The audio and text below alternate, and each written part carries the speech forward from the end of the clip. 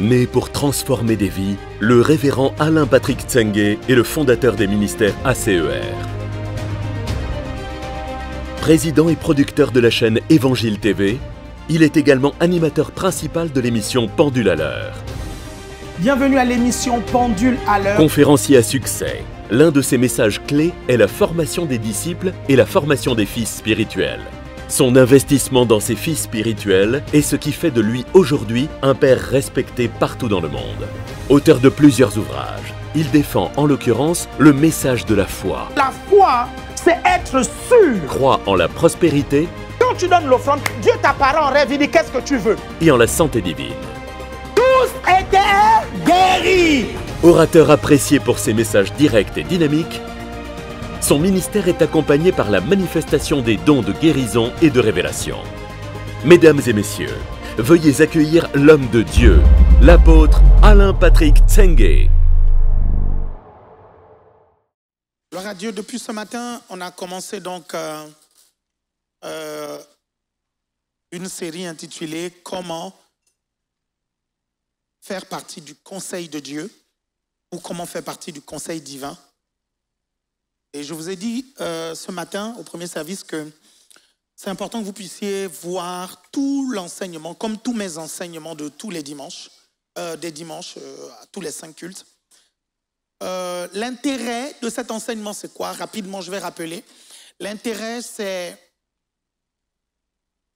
de connaître ce qui se trame dans le secret ou en secret au sujet de votre famille, de votre vie, de votre nation. OK? Parce que je disais que lorsqu'on parle du conseil divin, on parle des choses secrètes que tout le monde ne sait pas,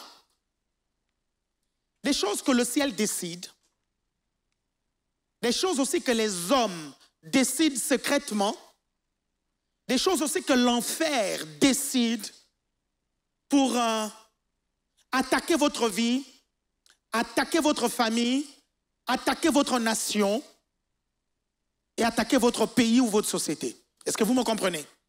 Et dans la Bible, nous voyons de la Genèse à l'Apocalypse comment certaines personnes ont eu accès au conseil divin. OK?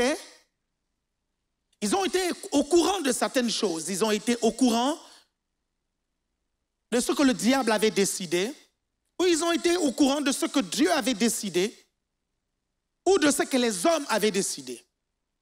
Pourquoi faire partie du conseil divin est un avantage? Pourquoi? Parce que Dieu sait tout, Dieu connaît tout. Il n'y a rien qui soit fait ici sur la terre qui ne soit caché aux yeux de Dieu. Il n'y a rien qui soit fait en enfer, OK, qui soit caché aux yeux de Dieu. Dieu est au courant. Donc en fait, c'est le bon conseil auquel vous devez faire partie. Est-ce que vous comprenez ça? Dans lequel vous devez être, c'est le bon conseil. Est-ce que vous me suivez? Si vous n'êtes pas dans les conseils des hommes, même si il ne faut pas négliger les conseils des hommes, quand je dis les conseils, c'est les conciliabules, c'est les réunions secrètes. Est-ce que vous me suivez? Si vous n'êtes pas du tout, d'ailleurs je vous le souhaite, dans les conseils de l'enfer, est-ce que vous me suivez? Si vous faites partie du conseil de Dieu, vous serez au courant de ce que les hommes manigancent derrière vous, OK, ou de ce que l'enfer manigance. Est-ce que vous comprenez? Donc le plus important ici, c'est de faire partie du conseil de Dieu. Et on a vu des passages bibliques extrêmement importants, OK?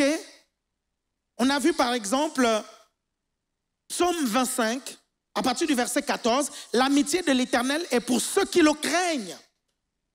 OK? Et la Bible dit, l'Éternel ne fait rien sans avoir révélé son secret à ses serviteurs, les prophètes. C'est Amos 3:7. Est-ce que vous comprenez? Et on a compris quelque chose de très important que vous devez comprendre, c'est que quelque part, faire partie du conseil secret de Dieu vous qualifie au prophétique. Donne-moi un bon amen. Est-ce que vous me suivez? OK? Ça, c'est vraiment important. C'est très important. Et j'ai en avance dit que ce que je vais vous enseigner à ces 5 cultes fait partie de la nourriture solide. J'espère que un peu à la fin du deuxième et peut-être au troisième. Je vais parler des choses un peu qui vont concerner tout le monde. Mais je vous donne des clés par-ci, par-là sur comment faire partie du conseil divin parce que ce n'est qu'une introduction générale au sujet, ok? Et au fur et à mesure, nous allons voir dans les semaines, les mois ou peut-être les années qui viennent, plus concrètement, comment y être et comment faire partie. Mais vous allez déjà connaître beaucoup de choses. Ce que je vais vous dire déjà aujourd'hui, c'est extrêmement consistant. Amen? Donc je dis beaucoup de choses au premier. Il y a quelque chose que vous devez savoir, c'est que la vie est courte. OK? Regardez, la vie, c'est ceci. Est-ce que vous pouvez me balancer la vidéo, s'il vous plaît? La vie, c'est ça. Je pense qu'ils sont intelligents pour comprendre laquelle il s'agit. La vie...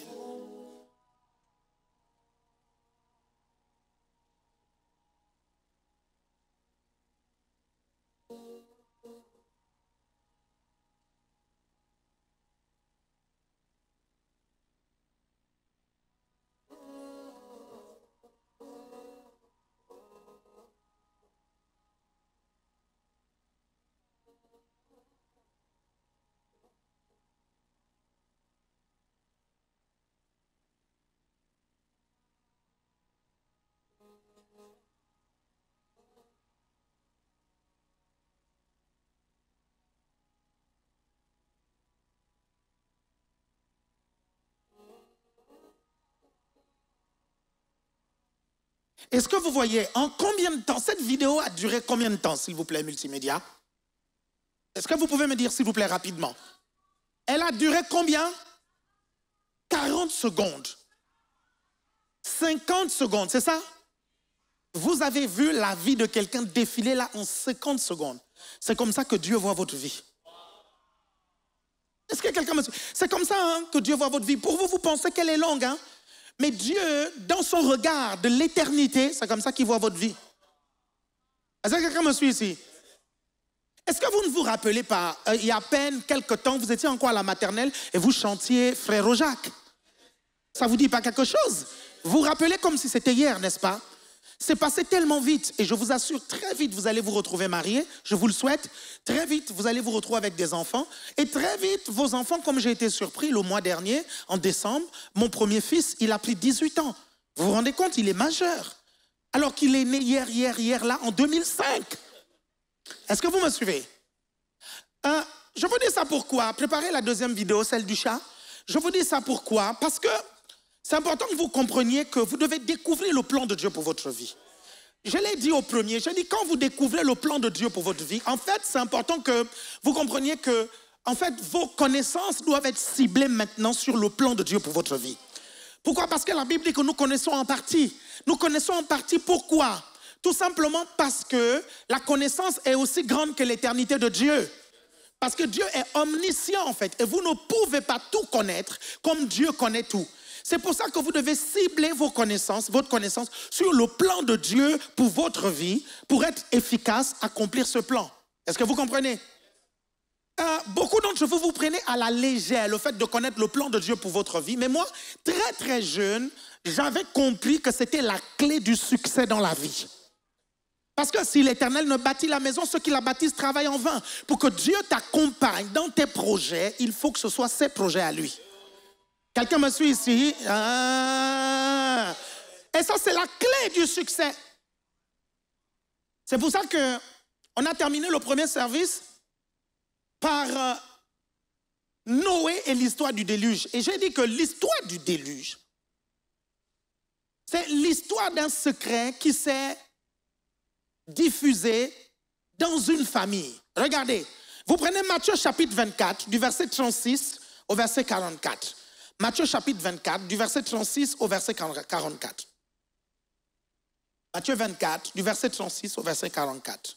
Rapidement, s'il vous plaît. Matthieu chapitre 24, verset 36. Pour ce qui est du jour et de l'heure, personne ne le sait. Ni les anges des cieux, ni le Fils, mais le Père seul. Mais le Père seul. Ce qui arrivera du temps du Noé arrivera du même à l'avènement du Fils de l'homme. Car dans les jours qui précédèrent le déluge, les hommes mangeaient et buvaient, se mariaient et marièrent leurs enfants jusqu'au jour où Noé entra dans l'arche. Verset 39. Et ils ne se doutèrent de rien jusqu'à ce que le déluge vint et les emporta tous. Il en sera de même à l'avènement du Fils de l'homme. Il en sera de même à l'avènement du Fils de l'homme. En fait, à l'époque de Noé, il y a un événement majeur qui allait se produire. Et il y a un parallèle ici qui est fait entre l'insouciance des gens et la gravité de ce qui allait arriver. C'est ça que ce verset biblique nous dit en fait. Et la Bible nous dit que quand le Fils de l'homme va revenir, ce sera la même chose. L'insouciance des gens, ok, face à l'événement majeur qui va arriver.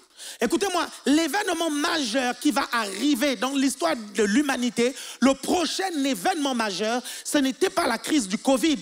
Ce n'est même pas la Troisième Guerre mondiale comme les gens le disent. Est-ce que vous me suivez? Ce n'est même pas l'événement majeur, ce n'est même pas un futur crash boursier ou une future crise économique ou une prochaine maladie qui va arriver. Ce n'est même pas l'événement majeur.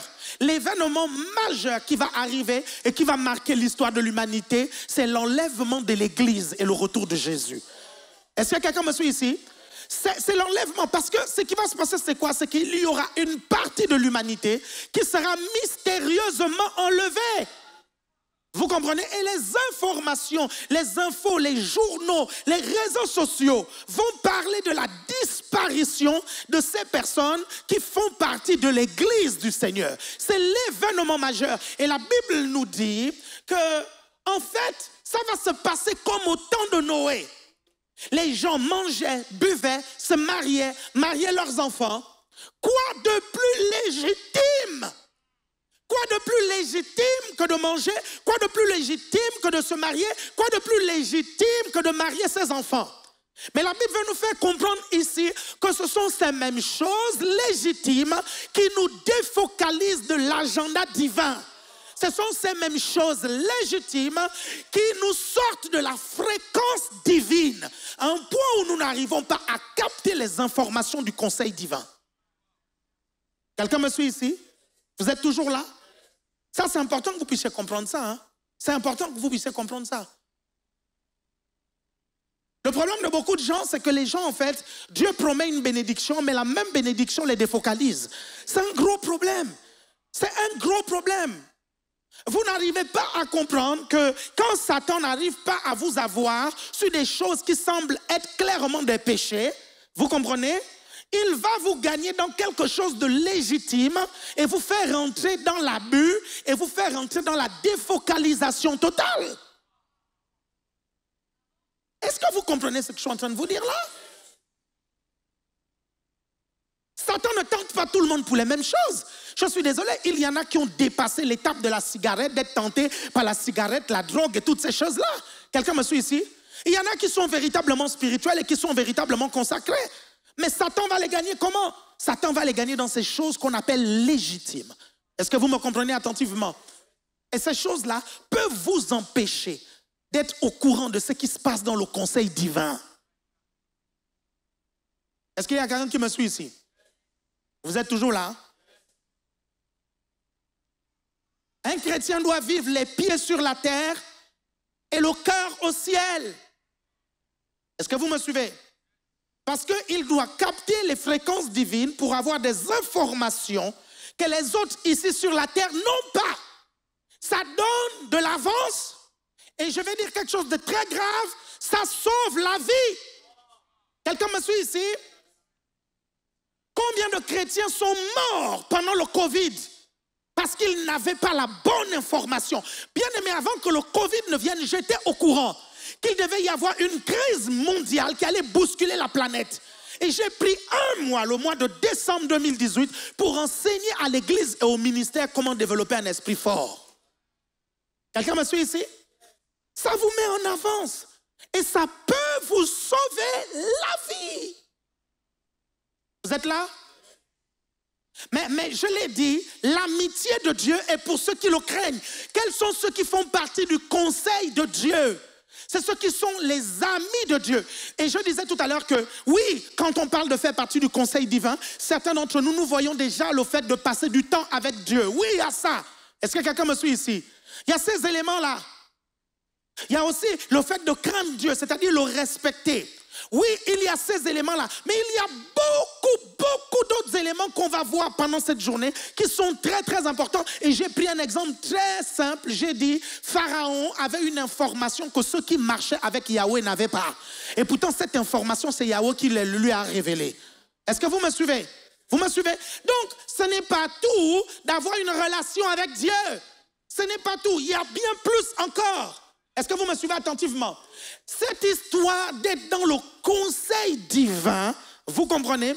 Vous arrivez, bien-aimés, à comprendre la différence qu'il y a eu entre Job et Abraham. Comprenez que Job et Abraham étaient contemporains. C'est-à-dire qu'ils ont vécu à la même époque. Quelqu'un me suit ici? C'est comme dans le futur, quand on parlera d'Alain Patrick Tsenge, on dira qu'il a vécu à l'époque de Joel Spinks. Mais l'apôtre Joel Spinks était au Canada et l'apôtre Alain Patrick Tsenge était en France. C'est comme ça Job et Abraham. Est-ce que quelqu'un me suit ici? Regardez, maintenant quand on compare les deux, c'est important que vous puissiez comprendre quelque chose de très, très, très important. Je vous ai dit, bien-aimés, au culte précédent, que si vous n'êtes pas à table, c'est que c'est vous le menu. Quelqu'un me suit ici? La Bible dit, il dresse une table devant moi, en face de mes adversaires. C'est pour que tu sois dans le cercle des décisions. Là où on prend des décisions. Quelqu'un me suit ici? Le problème de Job, c'est quoi? C'est que la Bible nous dit que le diable s'est présenté avec des fils de Dieu devant Dieu. Est-ce que vous me comprenez? Quand vous lisez le livre de Job, Job chapitre 1, ok, et vous lisez tout le livre de Job, la Bible nous dit qu'il y a eu un conseil divin. Ok, et je l'ai déjà dit, ce conseil divin ne s'est pas fait au ciel. Vous me comprenez? Parce que le diable n'a plus accès au ciel. Il a été rejeté définitivement. Rien d'impur ne peut pénétrer le ciel. Quelqu'un me suit ici? Ce conseil s'est tenu quelque part sur la terre. Et le thème fils de Dieu ici, ce n'est pas forcément les anges. Est-ce que vous comprenez ça? Le thème fils de Dieu, c'est ceux qui avaient une intimité avec Dieu, ceux qui avaient une proximité avec Dieu, ceux qui marchaient avec Dieu. Quelqu'un me suit ici? Et donc, il y a eu un conseil, le conseil divin. Est-ce que vous me comprenez? Sur la situation de Job. Donc le diable est venu réclamer la vie de Job dans ce conseil divin. Si ce conseil était secret, comment est-ce qu'il a été reporté dans le livre de Job? Il y a quelqu'un qui y était et qui a rapporté ça à Job. Est-ce que quelqu'un me suit ici? Vous êtes là? Et regardez, je vais vous dire quelque chose. Et ça n'engage que moi. Vous suivez? Dans Job, là, l'histoire des fils de Dieu qui sont venus voir Dieu et le diable qui était là-dedans, qui était venu voir Dieu aussi. Est-ce que vous comprenez? Pour réclamer la vie de Job. Et ça n'engage que moi. Abraham faisait partie de ces personnes-là qui étaient là. Est-ce que vous comprenez? Et je vais vous le dire. Parce que le conseil divin avait décidé de détruire Sodome et Gomorrhe. Et vu qu'Abraham avait une amitié avec Dieu, le conseil divin a dit, cacherons-nous à Abraham ce que nous avons prévu de faire? Alors que le conseil divin n'a pas dit cela au sujet de Job. Est-ce que quelqu'un me suit ici? Vous voyez la différence? Et là, Job va être victime de quelque chose que beaucoup d'entre nous considérons comme épreuve de la foi. Quelqu'un me comprend ici? Pourquoi? Regardez, la Bible nous dit que Job était juste, n'est-ce pas? Et la Bible nous dit aussi qu'Abraham était juste, n'est-ce pas? Et comment est-ce que la Bible qualifie le juste? Le juste vivra par la foi. Le juste, c'est celui qui vit par la foi en Dieu. Quelqu'un me suit ici? Donc, Job avait la foi en Dieu. Abraham avait aussi la foi en Dieu. Mais pourquoi deux personnes qui ont la foi, un a accès au conseil divin et l'autre non? Je vous ai dit que là, j'allais vous donner la nourriture solide. Désolé, je ne vais pas vous parler des trucs des bébés là, vraiment là. Si vous suivez le premier service, moi je vous ai dit que je suis un apôtre, vous comprenez, et il y a un type de nourriture, s'il vous plaît, que vos responsables de GR vont vous donner. Donc, eux, ils vont vous donner ça, vos responsables de réseau vont vous donner ça. Mais moi, quand je me tiens là, je parle à des pasteurs, je parle à des personnes mûres, je parle à des personnes qui aspirent à la grandeur et à la grande destinée. Vous êtes toujours là? Est-ce que vous me suivez attentivement? Vous êtes là? Ok, je vais vous montrer quelque chose. Pour ça, on doit repartir dans le Nouveau Testament. Pour que vous compreniez attentivement. Repartons dans le Nouveau Testament. Pour ça, vous prenez Luc chapitre 11.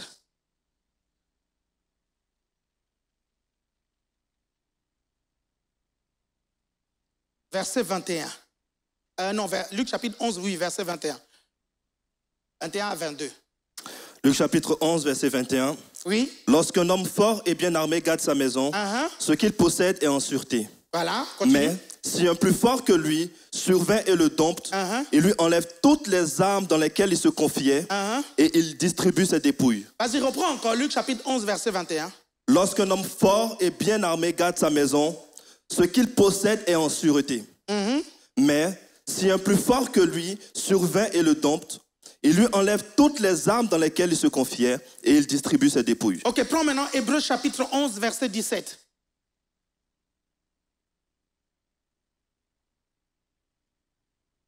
Hébreux chapitre 11, verset 17. C'est par la foi qu'Abraham offrit Isaac lorsqu'il fut mis à l'épreuve et qu'il offrit son fils unique, lui qui avait reçu les promesses. Et à qui avait été dit... À qui avait été dit, continue. Isaac sera nommé pour toi une postérité. Il pensait que Dieu... Retenez maintenant ça. Il pensait que Dieu est puissant, on y va. Même pour ressusciter les morts. Même pour ressusciter les morts, continue. Aussi recouvra-t-il par une sorte de résurrection. Est-ce que vous comprenez ça? Bon, vous retenez ces deux passages qu'on a lus parce que je vais tout à l'heure les citer. Et donc, vous avez les preuves que ces passages existent. OK? Donc, pour ne pas casser le flot, vous me suivez? Je ne vais pas revenir lire ces passages. Je vais vous les citer tout à l'heure. OK? Mais vous savez tous, on a lu, on a vu que ces passages existent. Vous me comprenez attentivement? On a là deux personnes qui vivent dans la même période qu'on appelle juste. OK? Et quelle est la qualification du juste? C'est celui qui vit par la foi. C'est celui qui croit en Yahvé. Quelqu'un me suit ici? On a Job et on a Abraham. Et nous savons tous qu'à un moment donné, il y a ce qu'on appelle l'épreuve de notre foi. Quelqu'un me suit ici? Et on a deux personnages. On a un qui s'appelle Job. Il y a un conseil divin et dans ce conseil, le diable vient réclamer la vie des enfants de Job. Est-ce que vous comprenez? Et Job n'est pas là au conseil divin, vous comprenez, pour pouvoir se défendre ou pour pouvoir empêcher le diable de réclamer ce genre de choses. Mais on a quelqu'un d'autre. La Bible l'appelle l'ami de Dieu.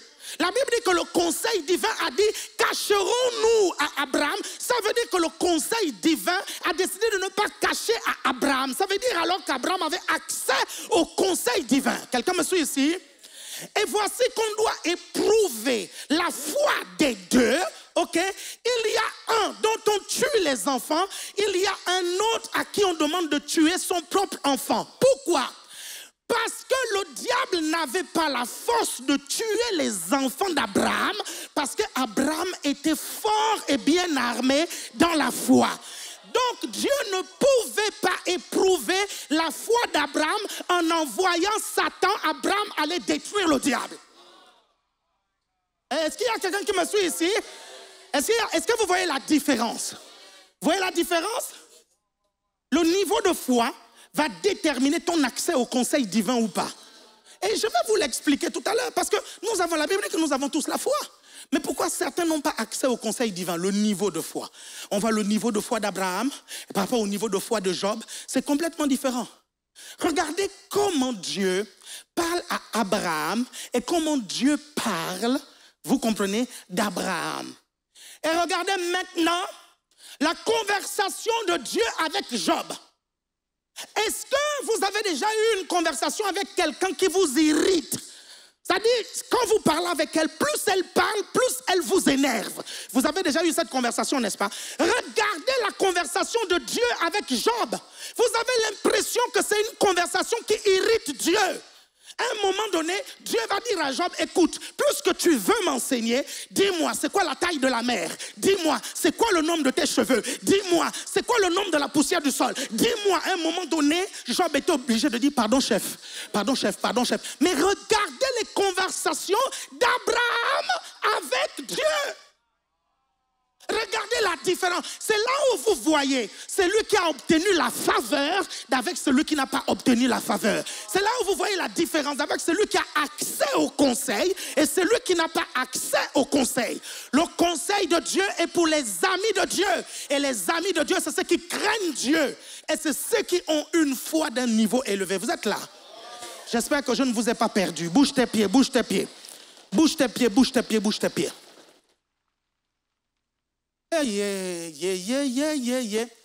Si vous n'avez pas lu le livre de Job, sorry for you. OK? Vous me comprenez? Ça, c'est important. Hein? Parce que beaucoup de gens pensent que comme Job a été éprouvé là, tous les justes, tous les saints sont appelés à être éprouvés comme ça. Non. Quelqu'un me suit ici? Non. Quelqu'un me suit ici? Vous me comprenez? Job a été éprouvé comme ça pour deux raisons. La première, il n'avait pas accès au conseil divin.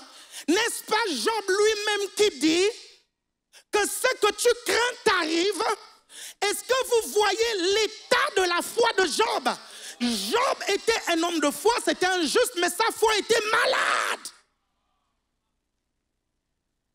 Parce qu'une foi qui a peur, c'est une foi qui est malade. Une foi qui tremble, c'est une foi qui est malade. Quelqu'un me suit ici? Mais la Bible dit d'Abraham, vous me comprenez, qu'il n'a pas chancelé. Sa foi n'a pas chancelé. La Bible dit au contraire, elle s'est fortifiée. Vous êtes toujours avec moi? Regardez, beaucoup de gens pensent qu'Abraham est allé sacrifier Isaac, il était triste, il était abattu. Ce n'est pas ce que le livre d'Hébreux nous dit. Le passage que nous avons lu nous dit qu'il est allé sacrifier Isaac avec la pensée que Dieu allait ressusciter Isaac. My God. Regardez, quand tu vas sacrifier ton fils avec la pensée que de toutes les façons, des minutes après l'avoir sacrifié, Dieu va le ressusciter, quel est l'intérêt d'y aller si ce n'est de voir la puissance de Dieu? Si ce n'est l'excitation de voir la manifestation de la puissance de Dieu. C'est ce que le livre d'Hébreux nous dit. Hébreux 11, 17 nous dit que c'est par la foi qu'Abraham offrit Isaac lorsqu'il fut mis à l'épreuve. Il dit bien c'est une épreuve, ok? Verset 19. Il pensait que Dieu est puissant. Même pour ressusciter les morts aussi, recouvrira-t-il une sorte de résurrection. C'est-à-dire que Abraham allait sacrifier Isaac avec l'attente de voir la manifestation de la puissance de Dieu. Ça, c'est quelqu'un, lorsque une épreuve vient, il est content parce que l'épreuve est là, parce qu'en fait, il va découvrir une autre manifestation de la puissance de Dieu qu'il ne connaissait pas, et ça, c'est toi au nom de Jésus. Il y a quelqu'un qui m'a suivi ici. Vous voyez la différence entre la foi d'Abraham et la foi de Job? Vous voyez le type de foi qui peut vous introduire dans le conseil de Dieu? Vous me suivez? Si vous voulez que je déroule, dis déroule. Si vous voulez que j'accélère, dis accélère. Ok. On a donné déjà plusieurs clés là. Hein? On a donné plusieurs clés. Hein? On a donné la clé de la crainte de Dieu. On a donné la clé de l'amitié de Dieu. Et quelqu'un me suit ici. Et là maintenant, on donne la clé d'une certaine dimension de la foi. La foi de Dieu. Est-ce que vous me suivez? On peut rester un tout petit peu sur Abraham. On va prendre maintenant un peu Abraham et Lot, n'est-ce pas? Ok, par rapport à Sodome et Gomorrhe, Abraham avait la confidence, Lot n'avait pas. Parce que si Lot avait la confidence, il n'aurait jamais choisi d'aller vivre à Sodome et Gomorrhe. Hey! Est-ce qu'il y a quelqu'un qui me suit ici? Et si Abraham n'a pas choisi la direction de Lot, c'est parce qu'Abraham avait l'information. Est-ce que vous me suivez attentivement? Et vous allez voir la différence entre Abraham et Lot. Si vous n'avez jamais lu ces histoires-là, vous allez être perdu. Là, ce message-là, ça sera à emporter. Vous allez à la maison, vous prenez votre Bible, vous lisez et après vous écoutez cet enseignement. Vous êtes toujours là? Si tu es là, fais comme ceci.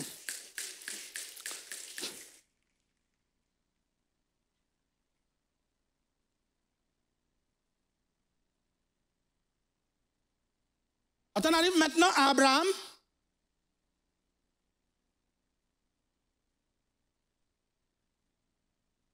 on se rend compte qu'Abraham et Lot sont totalement différents. Regardez, l'histoire d'Abraham et l'histoire de Lot, c'est l'histoire d'un prophète, Abraham, qui a les yeux de Dieu, et de Lot, qui n'a pas les yeux de Dieu. My God.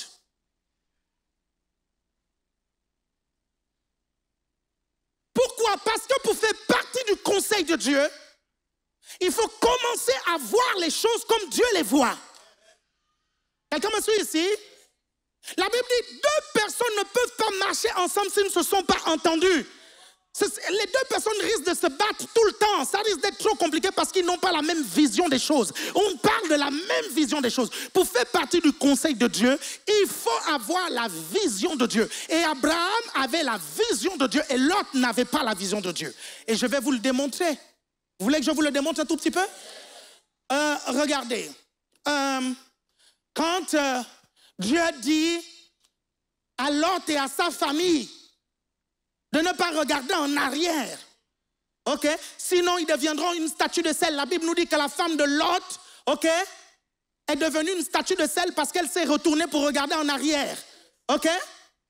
Et je vois parfois des TikTok qui circulent, qui disent, mais si personne ne devait se retourner pour voir en arrière, qui a su que la femme de Lot est devenue une statue de sel? Abraham. Parce que vous lisez la Bible nous dit qu'Abraham regardait à la direction opposée de là où Lot venait. Quelqu'un me suit ici? Lot et sa famille, s'ils regardaient, ils devenaient des statues de sel. Et pourtant, Abraham a regardé et il n'est pas devenu une statue de sel. Et c'est Abraham qui a raconté que la femme de Lot, derrière là, elle est devenue une statue de sel. Quand ils se sont croisés, Lot a demandé, mais elle est où? Elle est où? Elle est où, ma femme? Elle est où? Abraham a pris Lot dans les bras. Et Abraham a dit, elle est devenue une statue de sel, ne te retourne pas. J'ai vu, moi j'ai le droit de regarder, mais pas toi. Pourquoi? Parce que nous n'avons pas les mêmes yeux. Vous comprenez ça? Les yeux de Dieu. Les yeux de Dieu te permettront de regarder une jolie fille bien formée et de ne pas la convoiter parce que tu la regardes comme Dieu la regarde. Les yeux de Dieu te permettront de regarder un homme bien musclé, bien galbé. Oh, sexy soit-il, tu le regardes avec les yeux de Dieu comme Dieu le regarde. Quelqu'un me suit ici? Je vais te poser une question. La jolie fille de ton quartier, quand elle vient en mini-jupe, machin, tout ça, quand tu la regardes, ok, n'est-ce pas la même fille que Dieu regarde? Vous pensez que Dieu qui sait tout ne la voit pas dans sa douche nue? Pourquoi ça n'a pas la même réaction que toi? Parce que Dieu a des yeux différents. Et Dieu veut que tu aies ses yeux. Aïe, aïe, aïe, aïe, aïe, aïe. Quelqu'un m'a fait ici? Quand Dieu voit une fille, la jolie fille de Châtelet, Dieu voit comme une âme à sauver. Et comment tu sais que tu as les yeux de Dieu? C'est quand tu regardes maintenant un beau garçon comme quelqu'un à sauver. Quand tu regardes une jolie fille comme quelqu'un à sauver et non quelqu'un à pécho.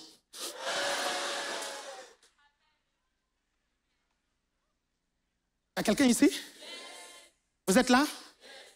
Les yeux de Dieu. Étape indispensable pour accéder au conseil divin. Et il y a des moments comme ça dans la vie de celui qui marche avec Dieu où Dieu va toucher tes yeux pour les transformer pour que tu regardes les choses comme lui. Quelqu'un me suit ici? Que tu vois les choses comme lui. My God, c'est tellement important. Vous me suivez attentivement? Il y a deux façons de déplacer une montagne. Soit tu parles à la montagne et la montagne se déplace. Jésus a dit, si tu dis à cette montagne, Et nous voyons les montagnes, comment elles sont au-dessus. Quelqu'un me suit ici? Si tu dis à une montagne, ôte-toi de là, jette-toi dans la mer, cela se déplacera. Ça, c'est la première façon. La deuxième façon de déplacer une montagne, c'est de grandir. Cette montagne deviendra un tas de sable. Les montagnes que nous voyons hautes, Dieu ne les voit pas comme des montagnes parce qu'il est grand. Est-ce qu'il y a quelqu'un qui me suit ici? C'est pour ça que Dieu veut que tu aies ses yeux. Ça te permettra, vous me suivez, de voir la montagne comme un tas de sable. Est-ce que vous me suivez? Quand tu as les yeux de Dieu, tu ne te vois pas comme une sauterelle et en face des géants, mais tu vois des géants comme une sauterelle et c'est toi le géant. Ah, si c'est toi, dis c'est moi.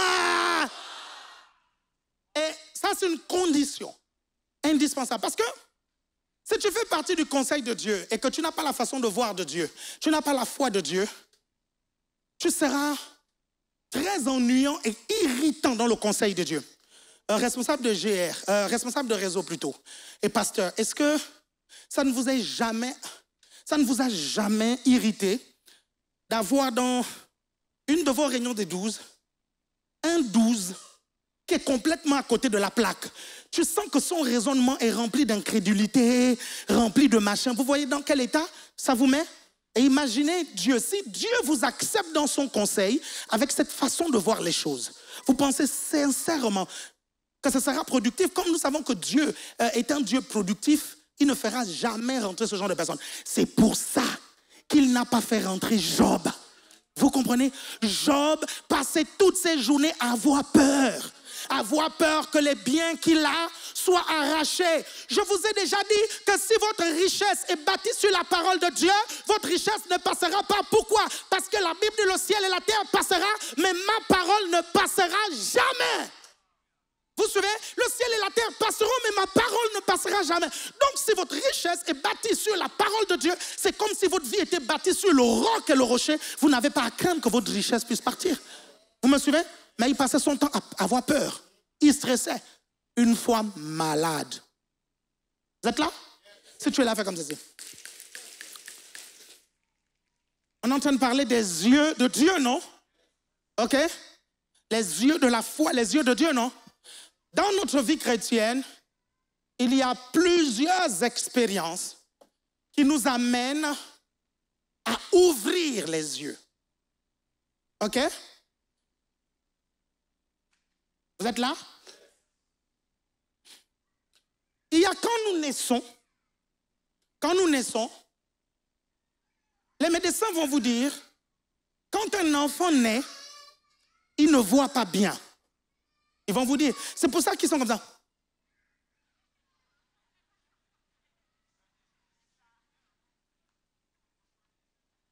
Vous avez remarqué ça, n'est-ce pas? Et puis les parents sont là, oh, qu'est-ce qu'il est mignon, il est laid. Il est laid, il est laid. Vous avez remarqué ça aussi, non? Hein? Les amis viennent, les tantes viennent, oh, qu'est-ce qu'il est mignon. Quoi? À un jour, le bébé est laid. Il est beau. Il ressemble à un extraterrestre. Avec la peau pliée. Et vous voyez, c'est comme s'il ne vous repérait pas bien. Il est là, parce qu'il ne voit pas bien. Vous me comprenez? Ah, là, vous pensez déjà au bébé d'une cousine, hein? Vous avez envie de dire qu'il est vilain, ok? Mais vous n'avez pas eu le courage de le dire. Est-ce que vous êtes là? Vous êtes toujours là? Parce que quand nous naissons, il y a un moment donné où nos yeux naturels s'ouvrent. Ça, c'est la première ouverture. Après, quand nous naissons de nouveau, ok, il y a aussi nos yeux qui s'ouvrent. Vous me comprenez? Pourquoi? Parce que, regardez, la Bible nous dit quelque chose de vraiment clair. Dans 2 Chroniques, chapitre 4, du verset, 2 Corinthiens plutôt, chapitre 4, du verset 4 au verset 6. La Bible nous dit que les fils de ce monde sont aveuglés par le Dieu de ce siècle. Ça veut dire que leurs yeux sont fermés. Donc le jour où tu acceptes Jésus, tes yeux s'ouvrent alors. Quelqu'un me suit ici? Vous êtes là? Je reprends rapidement. Hein? La Bible dit, hein, dans 2 Corinthiens chapitre 4 du verset 4 au verset 6. La Bible nous dit que le Dieu de ce siècle a aveuglé, hein, les païens, les fils de ce monde. Est-ce que vous comprenez? S'il les a aveuglés et qu'on ne nous inclut pas parmi les personnes qui ont été aveuglées, c'est que nous, on nous a ouvert la vue. Qui nous a ouvert la vue sur le jour où on a accepté Jésus. Ça, c'est la première ouverture. Vous êtes toujours là? Vous me comprenez attentivement? Et après, il y a une deuxième ouverture, qui est l'ouverture des yeux spirituels pour le prophétique. OK? Des yeux spirituels pour le prophétique. Ça, c'est par exemple le cas d'Élisée et son serviteur. OK? Dans 2 Rois, chapitre 6, du verset 16 jusqu'à. OK? Le serviteur d'Élisée est là, il a peur. Il dit, oh non, mais regarde tous ces soldats-là qui vont venir nous attaquer, ils vont nous tuer, machin, tout ça. Élisée est tranquille. Dis à ton voisin, tranquille. Élisée est zen. Dis à ton voisin, zen. Et il donne une information à son serviteur, une information que le serviteur n'avait pas. Il dit, ceux qui sont avec nous, gars, ils sont plus nombreux que ceux qui sont avec eux. Et le gars était toujours là, il tremblait. Il tremblait pourquoi? Parce qu'il était aveugle. Quelqu'un me suit ici? Et Dieu va dire, Seigneur, ouvre ses yeux. Il s'agissait de quels yeux? Des yeux spirituels. La Bible dit que les yeux du serviteur ont été ouverts et il a vu des chars spirituels qui étaient là. Ça veut dire qu'il existe une ouverture des yeux spirituels pour accéder au discernement des esprits. Quelqu'un me suit ici? Quelqu'un me suit ici?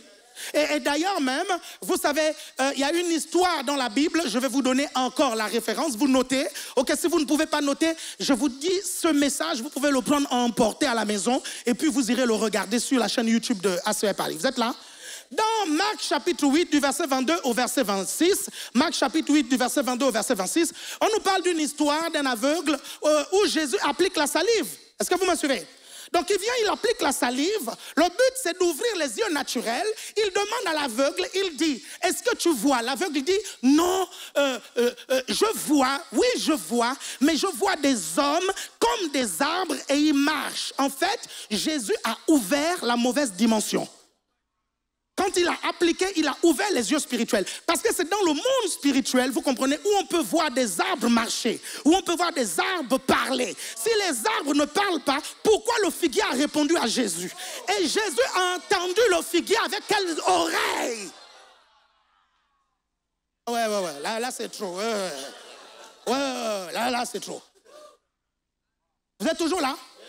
Et je vous dirai tout à l'heure, c'est parce que je n'ai plus le temps, hein, l'une des clés, je vous dirai en fait, pour accéder au conseil divin, il faut être dans une famille dont le responsable a accès au conseil divin. Je vais vous le montrer tout à l'heure. Ça, c'est des choses, vous n'allez pas écouter ça dans tous les ministères. Vous n'allez pas écouter ça dans tous les ministères parce que certains n'ont pas accès à ces choses. Quelqu'un me suit ici? Donc, c'est important que vous compreniez quelque chose. Dans l'application de l'onction, dans l'exercice du ministère, quand vous voyez un serviteur de Dieu appliqué 2 fois, parce que l'aveugle là, dans l'évangile de Marc, cet aveugle, la Bible dit que Jésus a appliqué 2 fois. Vous suivez? Quand vous voyez un serviteur de Dieu appliquer plusieurs fois l'onction sur quelqu'un, c'est une question de dose. Quelqu'un me suit ici? La première fois, il a mis une dose trop forte qui a ouvert la dimension spirituelle. Vous suivez? Et la deuxième fois, il a dosé. Et c'est là où les yeux naturels se sont ouverts. Est-ce que vous me suivez? Et là, l'aveugle a vu. Est-ce que vous avez vu Jésus paniquer? Quand il a fait, il a dit, qu'est-ce que tu vois? Il dit, je vois des hommes, mais comme des arbres. Mais comme des arbres, et ils marchent. Mais comme. Vous allez lire dans toute la parole de Dieu. À chaque fois qu'un prophète parle des choses qui sont dans le monde de l'esprit, il dit toujours, c'est comme. Quelqu'un m'a suivi ici? Vous êtes là? Donc, ça c'est le premier truc. C'est pour ça que Jésus, parfois, quand il va parler aux pharisiens, il dira, laissez-les. Ce sont des aveugles qui conduisent d'autres aveugles. Ça veut dire que vous les voyez là avec les yeux. Vous les entendez. Ils semblent avoir une certaine connaissance. OK? Mais il y a un domaine où ils sont complètement aveugles. Et là, je vais parler de l'autre domaine où Dieu peut vous ouvrir les yeux. OK? Vous me suivez attentivement? Là, maintenant, c'est l'ouverture des yeux pour la révélation de la parole. L'ouverture des yeux pour la révélation de la parole. Ça, c'est le psaume 119, verset 130 qui nous dit « La révélation de ta parole est claire et elle donne de l'intelligence aux simples. » Et qu'est-ce qui nous montre ça? Vous prenez Luc chapitre 24, verset 45, que quelqu'un va lire. Luc chapitre 24, verset 45. Luc chapitre 24, verset 45. Vas-y. Alors il leur ouvrit l'esprit. Afin qu'ils comprissent les Écritures. Qu'est-ce qu'il a ouvert dans l'esprit? Il a ouvert les yeux spirituels pour qu'ils comprennent les Écritures.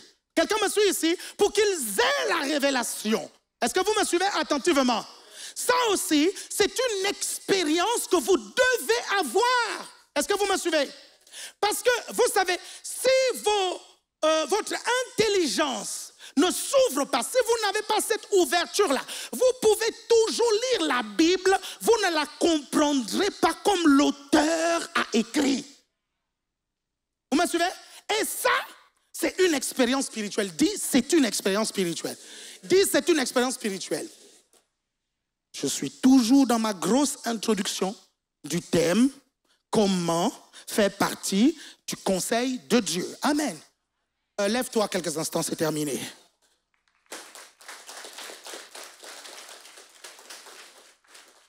Vous êtes là. Je vous dis, pendant tous les 5 cultes, nous allons parler de ça et vous allez voir, my God, vous allez voir des choses. Je n'ai pas fini de vous montrer des choses. Amen. Mais si tu ne lis pas la Bible, tu auras du mal à comprendre ça. Donc tu prends le message, tu l'encapsules, tu fais emporter. À la maison, quand tu rentres, ok, réécoute, écris, revérifie les passages bibliques. C'est pour ça que je vous dis souvent, un chrétien, tu ne peux pas avoir fait 1 année de conversion. Tu n'as pas lu toute la Bible encore. Tu as 1 an de conversion et tu n'as pas lu toute la Bible. Mais tu faisais quoi pendant cette année de conversion? Non, c'est vrai. 1 année de conversion, tu devais avoir lu toute la Bible. Et c'est très facile de lire toute la Bible. Tu prends juste la Bible en audio et tu écoutes la Bible. Tu l'écoutes à la douche. Tu l'écoutes avant de dormir. Tu l'écoutes au réveil. Tu l'écoutes dans les transports. OK? Et je te garantis qu'en moins de 6 mois, je pense même en 3 mois, 4 mois, tu aurais écouté déjà toute la Bible. Et tu refais encore. Et en 1 année, tu aurais écouté 3 fois la Bible. Et tout ce que je te dis là, ça va s'imprégner dans ton esprit. Vous savez, moi, j'écoute la Bible la nuit. Souvent la nuit, si je me réveille, par exemple, et qu'à un moment donné, je n'ai plus sommeil, je mets tout simplement la Bible en audio, ok? Et il y a une partie qui est très, très radicale, c'est le livre de Nombres. Nombres, il y avait 63 455 fantassins. Il y avait 2859 chevaux. Il y avait 300 de nani ferrailleurs. Il y avait machin. Au bout du 4e chiffre, je ronfle déjà. Et je vous ai déjà raconté ça une fois, vous savez.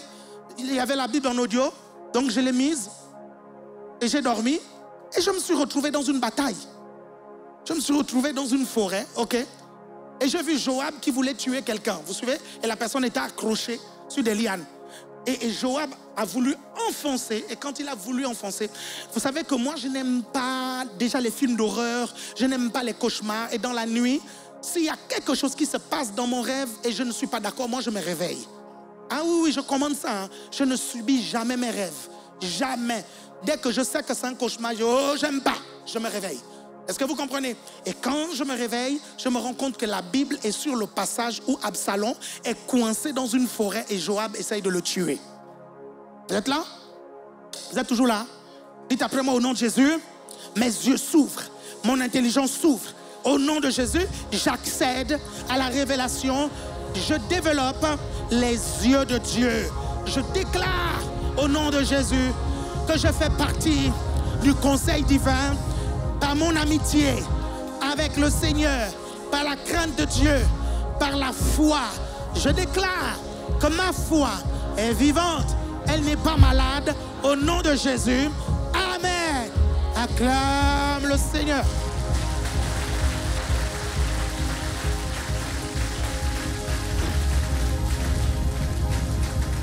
Ouvre les yeux de mon cœur, Père. Ouvre les yeux de mon cœur. Je désire te voir. Je désire te voir. Ouvre les yeux.